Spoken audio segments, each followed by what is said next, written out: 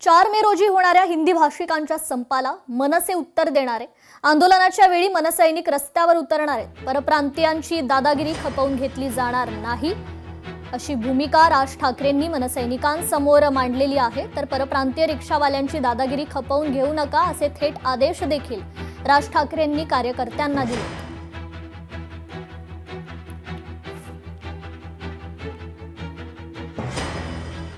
तर संजय निरुपम यांच्या गाडीवरील हल्ला प्रकरणी मनसैनिकांना कोर्टाकडून जामीन मंजूर झालेला आहे। जामीन मिळाल्यानंतर मनसैनिक शिवतीर्थावर दाखल झाले। यावेळी मनसैनिकांनी राज ठाकरे आणि अमित ठाकरेंची भेट घेतली। तर अमित ठाकरेंनी या कार्यकर्त्यांचं मनोबल वाढवलं।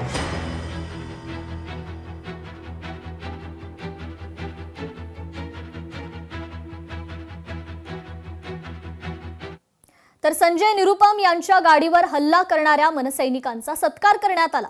राज ठाकरेंच्या हस्ते पदाधिकारी आणि कार्यकर्त्यांचा हा सत्कार करण्यात आलाय। दादरच्या शिवतीर्थ निवासस्थानी हा सत्कार करण्यात आला।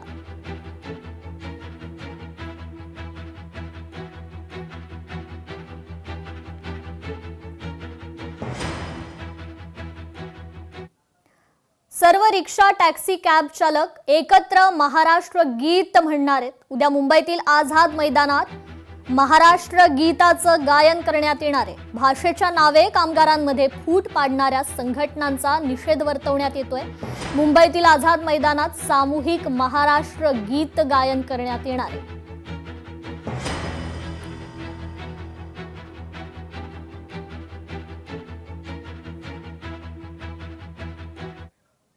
बच्चू कडूंना शिवसेनेकडून विधान परिषदेची संधी मिळणार असल्याच्या चर्चा सध्या रंगू लागल्यात। विधान परिषदेवर पाठवण्याआधी शिंदेंची एक अट असल्याचं सूत्रांकडून समजतंय। बच्चू कडूंना प्रहार पक्ष शिवसेनेत विलीन करण्याची ही अट आहे असंही सूत्रांकडून समजतंय। दरम्यान बच्चू कडू यांनी मोबाईल SMS द्वारे राज्यभरातील प्रहारच्या प्रमुख पदाधिकारी आणि कार्यकर्त्यांचं मत मागवून घेतलेलं आहे। 2 ते 3 दिवसांपूर्वीच बच्चू कडू यांची प्रमुख पदाधिकाऱ्यांसोबत चर्चा देखील झाल्याची विश्वसनीय सूत्रांची माहिती आहे। तर बच्चू कडू जो निर्णय घेतील तो निर्णय आम्हाला मान्य असे अनेक कार्यकर्त्यांचे बच्चू कडूंना मेसेज आलेले आहेत। तर बच्चू कडू हे शिवसेनेची अट मान्य करणार का याकडे आता सर्वांचं लक्ष आहे।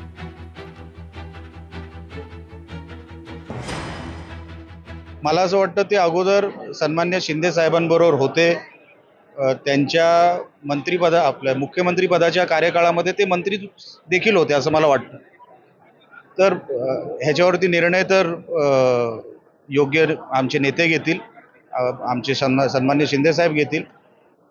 आता त्यांचा निर्णय हा त्यांच्याकडे आहे, माझ्याकडे नाही। आले तर स्वागतच आहे। लोकशाही मराठी ऐका, पहा, जागरूक रहा।